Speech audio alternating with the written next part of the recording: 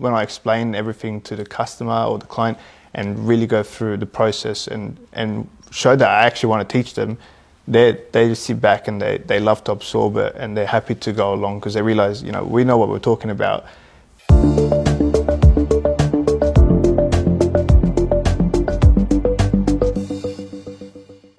Welcome to the Buyer's Agent Institute show. The purpose of the show is to bring awareness to buyer's agents, to bring awareness around the career opportunities that the buyer's agent sector is providing people, to bring awareness around the value that buyer's agents are providing people who need help buying property. Our goal with the show is to strip back and dive into the remarkable journeys and stories of buyer's agents who are paving the way forward in one of the fastest growing career sectors in real estate right now. Our guest today is Kyrillos Mansour. He goes by the acronym KM. He's based in New South Wales, out in Western Sydney.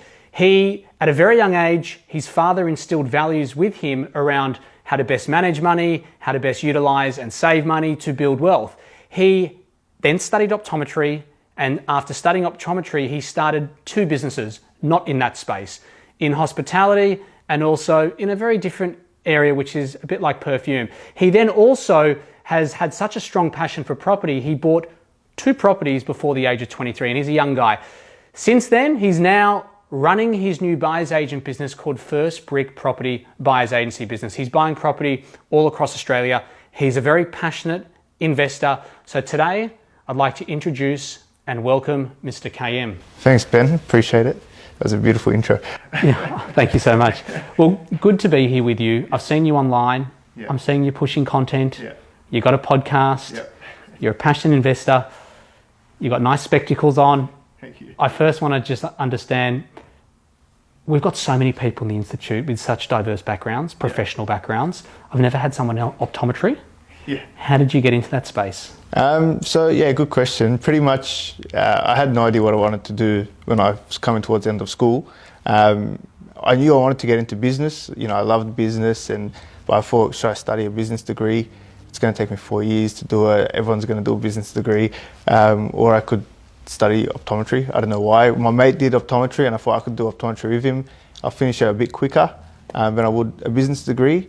And I thought, optometry, it pays well. It's a nice income. And I thought you don't really need a business degree to start business, but you need money most of the time. So I thought I'll do optometry for a bit, get some money, then go into business. So that's how I pretty much got into optometry. My mate did it and I wanted to tag along, moved out to Geelong, and 3 years later became an optometrist and started businesses.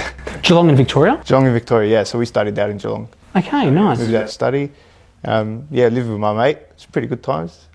So that's how I got into optometry. Good perspective. I like the fact that, you recognize, you're a young guy. You look pretty young. How old are you? Just turned 25. Okay. So it's great that you had perspective at a young age where, you don't need to study business in order to be good at business. Yeah. You're right. Like, you need to have, obviously, ideas. You need to execute. You need money.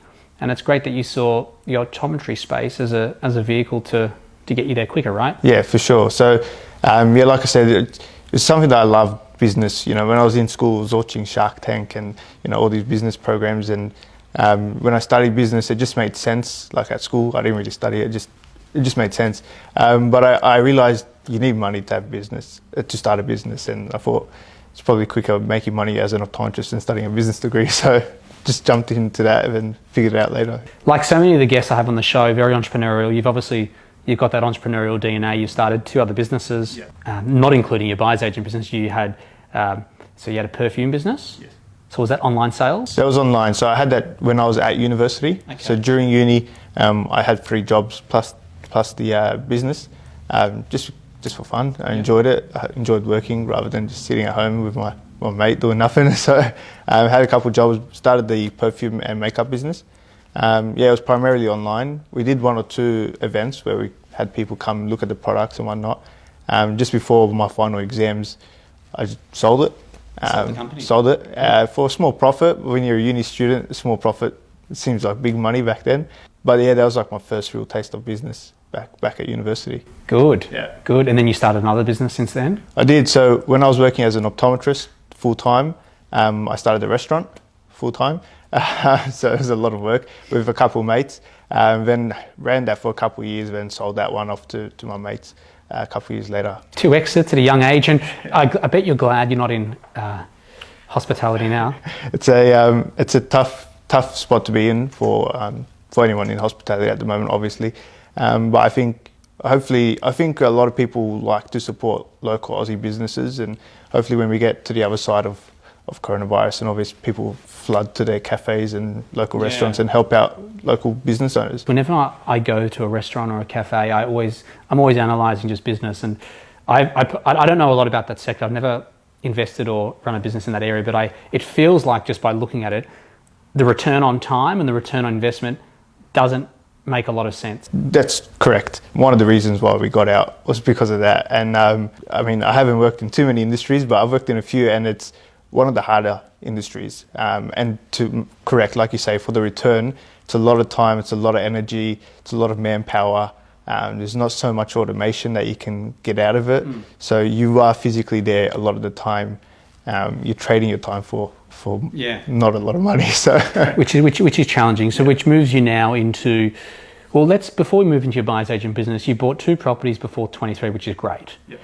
What was the drive for the properties? Was there a specific reason why you wanted to buy them, or you just thought it was good, or? No, Dad's actually a builder, but he had no influence on that, actually, to be honest.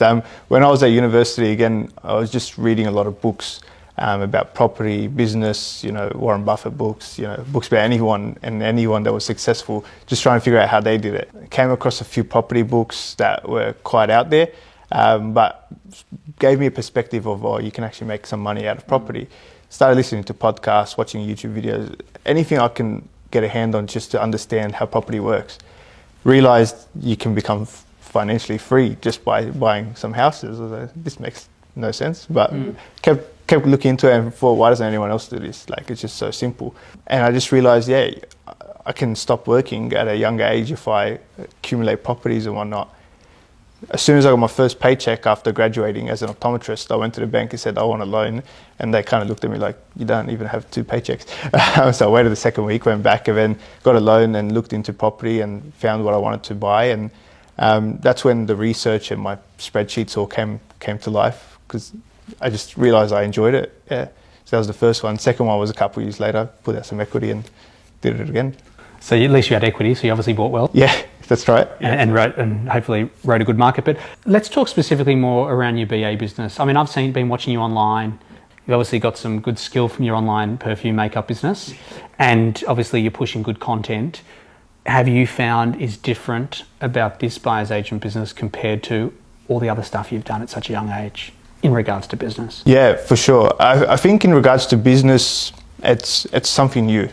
In Australia, it's very small, it's very niche, so there's a lot of educating about the service rather than when we had the restaurant. I mean, everyone knows what a restaurant is, or when we had the perfume business, people knew what perfume was and makeup.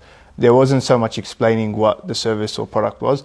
It was more so just, here's the product, here's the service, you like it, come buy it. Whereas with this business, with the buyer's agency, it's, close friends of mine that have followed me from day one come up to me every second day and say, so what do you do? And obviously pushing a lot of content about, and educating what buyer's agents do, and how we can help everyday Australians and other people to purchase property. I think that's the biggest difference that I found initially, is just educating people on what it is actually a buyer's agent does, because as you would know, it's not a very big industry at the moment in Australia, quite small. It's a really good point you bring up, and out of a lot of the people I've interviewed, no one really has specifically spoken about the education point, because you're right, especially with you, you've run businesses before, people need to eat, they just eat. Yep. People want to smell good, they spray perfume, and not everyone wakes up in the morning going, I'm going to buy something today, or in 2 months I'm going to call a buyer's agent. So I think you're right, that there's a massive education piece that we've got to do, which needs to form part of our content strategy around education, around why people need a buyer's agent, which I saw you did something yesterday. 6 reasons. Yeah, 8. 8 reasons, sorry. I saw that on Instagram. It's great that you've identified that as an area that needs attention. And more specifically, I wanted to also dive into, I've seen you doing deals, you're working with clients. How has been that client journey? Because obviously the online business is more product, not service. Your hospitality restaurant would have been very much customer service. This is obviously very high-end service touch. How have you found that dynamic?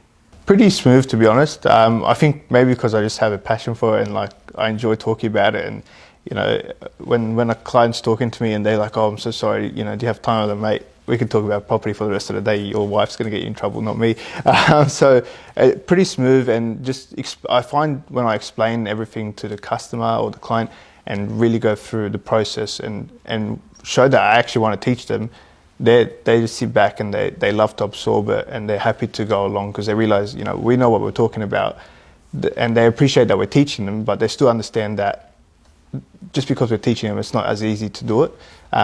So I found it pretty smooth, to be honest. And you know, we are getting some clients, the owner-occupied clients, very different to the investor clients, but they're both same fundamentals. You know, what we're looking for and the education piece. But I find from all aspects, when you're speaking to the client, if you're educating them along the way, they just love it and they trust you, and they realize, you know, their money's going into safe hands, and it's going to be much more worth it for them in the long term. I know there's a buyer's agent within our community. I won't name any names, just it's not that it's private, but I just thought I'd not mention it. They're looking to rent something, someone in the buyer's agency community. They're looking to rent a property and they put me down as a reference. So I received a phone call from the property manager saying, I think it was a property manager, saying, just interviewing this person, just getting some background information and make sure they're okay. And what transpired in that conversation was the lady said to me, "We were so impressed by, let's call it Mr. X, that my colleague who was there was really curious about the advocate services that he gives." He's in Melbourne, by the way. And so she said, "My colleague just inherited money and was so curious, took a card from Mr. X to inquire more about his services. And then when you arrived here before the show, you then realised that the videographer who set this up lives near you and is potentially looking to buy." So where I'm going with this is there's opportunity everywhere. There are people looking to buy property, create wealth everywhere around us. And so how have you found this whole notion of opportunity? 100% agree.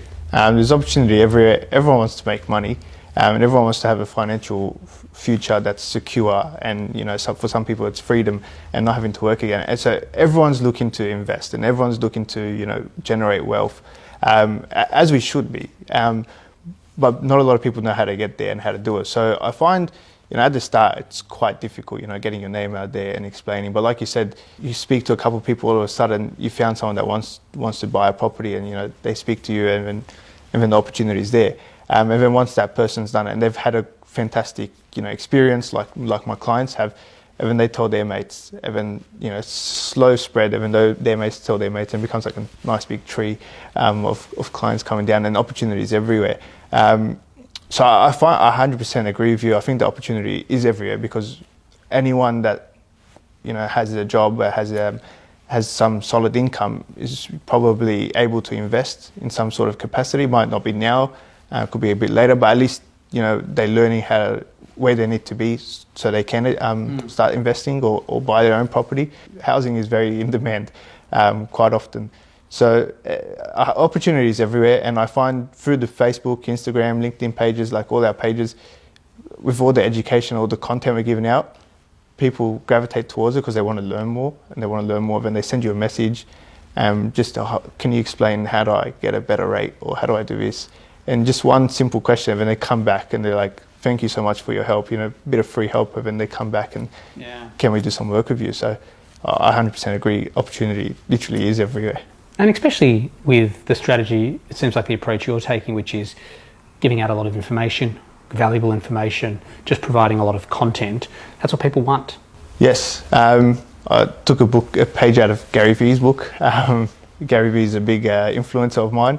I think the way he does it is very smart and very noble. And I like to think that's the way I want to run my business, is just, you know, give out information and try and help people make right decisions and correct decisions. And I don't know if you remember when we spoke a long time ago, when we first started the journey, I told you I've known people that have made big mistakes because of spruikers and whatnot. So that's also why, you know, I love the education pieces. You know, if we can help someone not make a $500,000-$600,000 mistake, we're setting them up in the right path for the future. There's a lot of spruikers. When I got into the education space, when I sold out of my company, I noticed that because I was personally talking to people at that time, and a lot of them had been sold into things, courses or even developments, and I heard a lot about people's stories, and it's quite scary what goes on. And if even people were thinking that I was spruiking getting people into my program, they think I'm like, am I going to be able to make money? I'm like, you know, like it's a scary place out there. And as long as everyone's operating with integrity, with good intention, and just giving transparent information, that's what's important, right? Yeah, correct. So, and that's why it's all about like just that education, giving out information. Like, we don't want people to look at us and think, you know, we're just trying to sell them something, or our best interest is really the client's interest. And we do really, because if the client succeeds, then, you know, they're going to come back, and then we're going to make money, and they're going to make money, and everyone's happy. And then they're going to tell their friends, and they're going to bring more clients over to us. So it's in no interest of ours or any buyer's agent, I can assume, to lead someone down the wrong path, or, you know, do something that's not right. So I think that free information, the free education, all the content, I mean, you can learn a lot if you just follow our page. There's so much out there. I love it. How did you come up with the name First Brick? I was sitting in a garage with a couple of mates, and I was like, I need a name for this business. And just names being thrown out everywhere. And it wasn't mine, to be honest. Give him a shout out. His name's Peter, because he always wants a shout out. He said, what about First Brick? I said, yeah, that's a nice name. We're trying to think of something like, just like the beginning, a name that should kind of resemble the beginning of a journey. And then First Brick, he threw it out, and then nothing else made sense. It had to be First Brick. So it kind of stuck, and then everyone just kept yelling First Brick, so that's the one. So it came up in a garage, mate's garage. I love how things are ideated, just very different environments. So what have you found you've been able to transfer from, you know, hospitality, the makeup, perfume, and just life experience? What have you found been very transferable into this new business?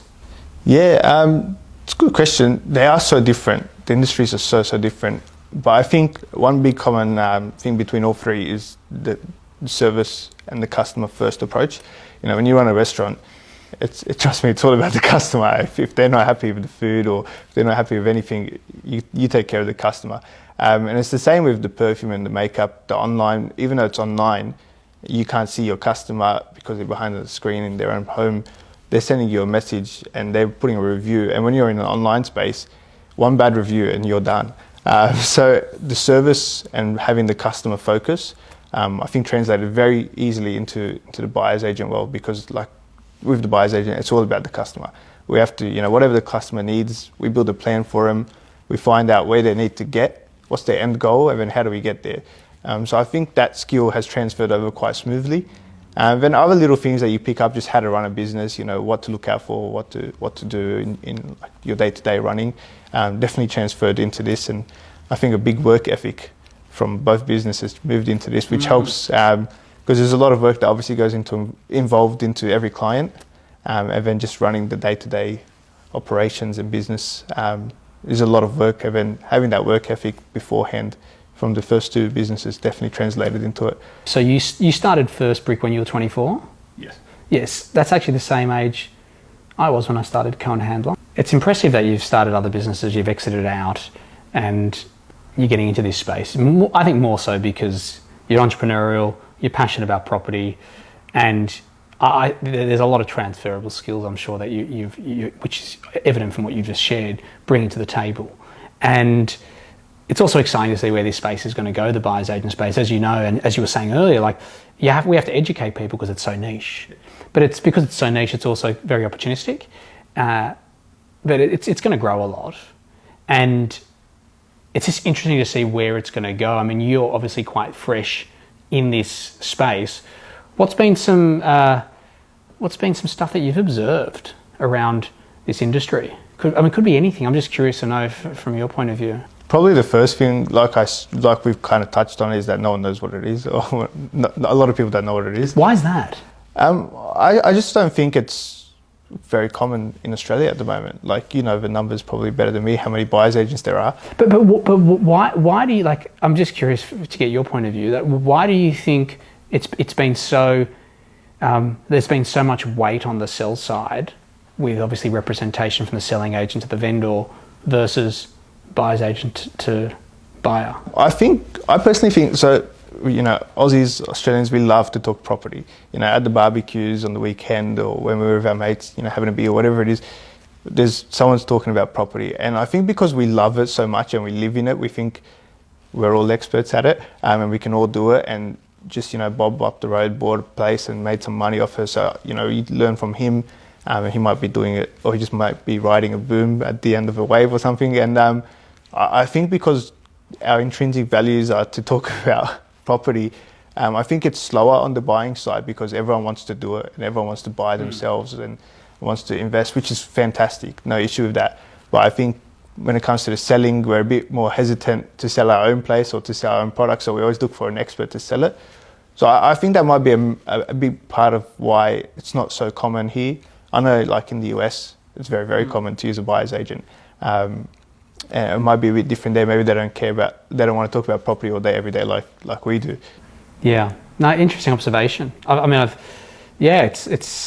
It's always baffled me. Yeah. Like, because when I started, I felt like no one knew what a buyer's at all. And so just explaining the value proposition and just giving some insight as to why I thought it was necessary, you just look like you're staring at a brick wall at sometimes. So it was challenging, but it's definitely improving.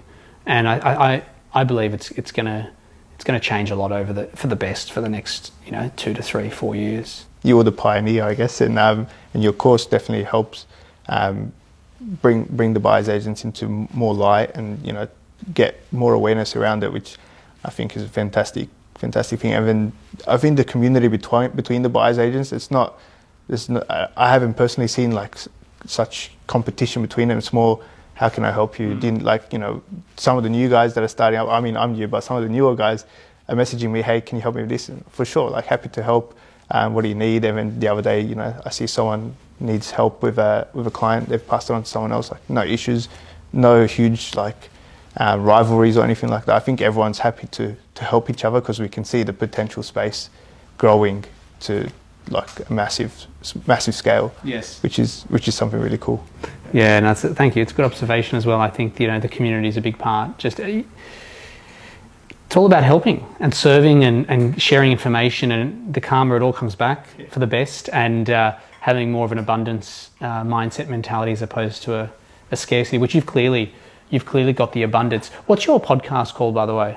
So it's called the First Brick Property Podcast. So we thought skip all the names, pretty similar. So First Brick Property Podcast, and then the page is First Brick Property Buyers Agency on every social platform you can think of. Yeah, awesome. Well, KM, it was good to chat. Thank you for having me. It was. It's inspiring to hear your story. You've started multiple businesses in different sectors, industries, and you are obviously leading the way now, I think, in this new space because you're following your passion.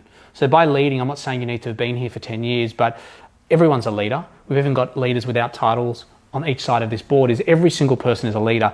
And the fact that you're now pursuing your passion, you've bought properties, you've run businesses, you've sold businesses, I believe you're leading the way, mate. So I appreciate you being here. Thank you for having me. Appreciate it. Awesome, thank you.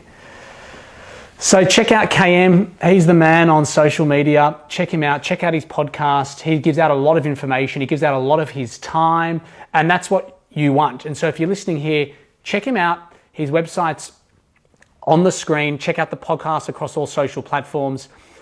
Loves property, based in Sydney, buying property across many different states. Hope you enjoyed today. See you next week.